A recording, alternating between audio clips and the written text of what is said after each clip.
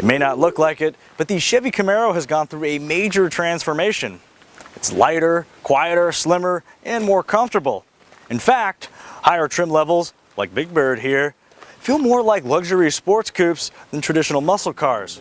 So, if it's been refined to the point that it's no longer a muscle car, what is the Camaro?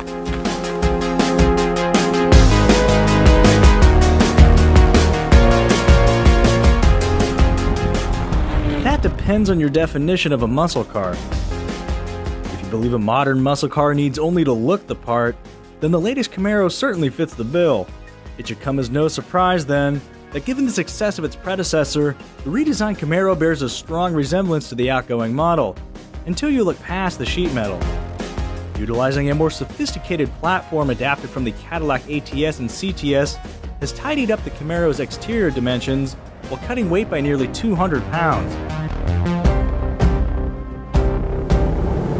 The primary dynamic goal for this generation Camaro was to impart a feeling of lightweight to the driver.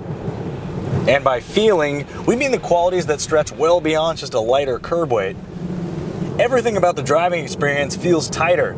It's a smaller diameter steering wheel, quicker steering ratio, quicker turn-in, and there's virtually no dead space in the brake pedal. So while it may not be a true lightweight sports car, it certainly feels like one. When the lateral G's subside, the Camaro transitions into a comfortable cruiser. The ride is a bit firm even on 4 and 6 cylinder models, but it's not like it's going to knock a filling out. Yeah, see? Still good. And then there's the matter of noise suppression. Now, believe it or not, and I've been known to lie, but the Camaro V6, at least according to our testing, is quite a bit quieter than that than a BMW 435i. And now, powertrains.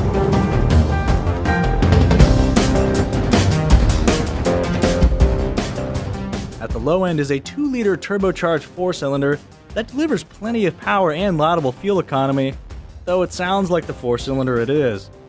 The mid-level 3.6-liter V6 is our engine of choice for its seamless power curve, respectable fuel efficiency, and unexpectedly vicious exhaust note, particularly during full-throttle gear changes.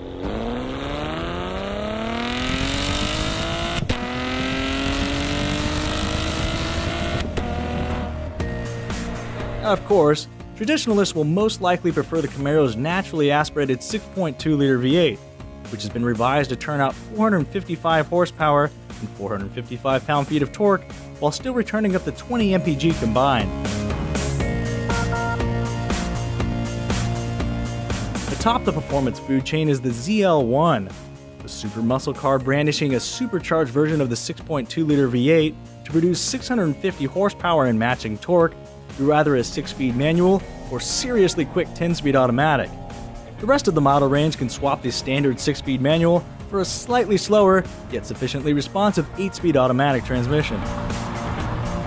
If you just happen to find an extra $7,000 in your wallet and don't mind driving around in a vehicle that sounds like a heap of bolts tumbling in a dryer, then perhaps there's a Camaro convertible in your future.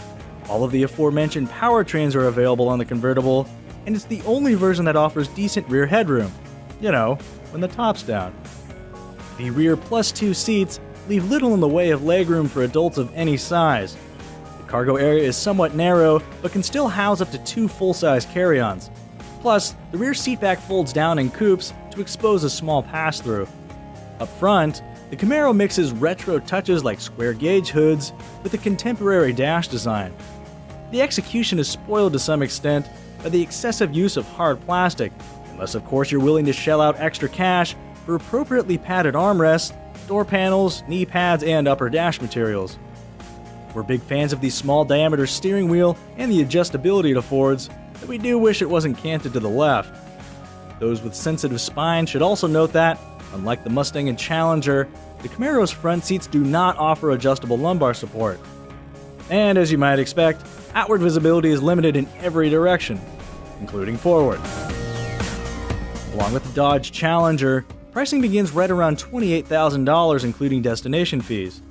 The Ford Mustang starts closer to $25,500, but its standard equipment roster pales in comparison to that of the Camaro. Expect to add about $1,500 to the bottom line for V6 power, $9,000 for the V8, and another $1,500 if you want an automatic transmission. Nevertheless, base model buyers will still drive away with standards like passive entry with push-button start, an 8-way power driver's seat, 8 airbags, 18-inch alloys, multiple drive modes, an electronic parking brake, a backup camera, and Chevrolet's well-sorted MyLink infotainment system composed of a 7-inch capacitive touchscreen, 2 USB ports, and Apple CarPlay and Android Auto integration. Throw caution to the wind, and you'll land premium goodies like a full-color head-up display, a great-sounding 9-speaker audio system by Bose, ambient interior lighting with all the colors in the rainbow, a larger 8-inch touchscreen with embedded navigation, HID headlights, and due to visibility concerns, a highly recommended blind spot monitoring system with rear cross traffic alert.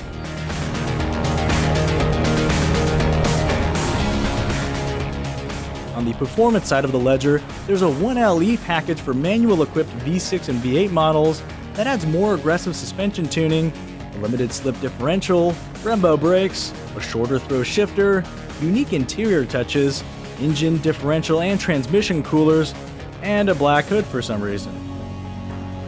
Although it still looks like a modern muscle car, the rest of the Chevy Camaro has morphed into a genuine sports coupe, and in our opinion, it's better than ever for it.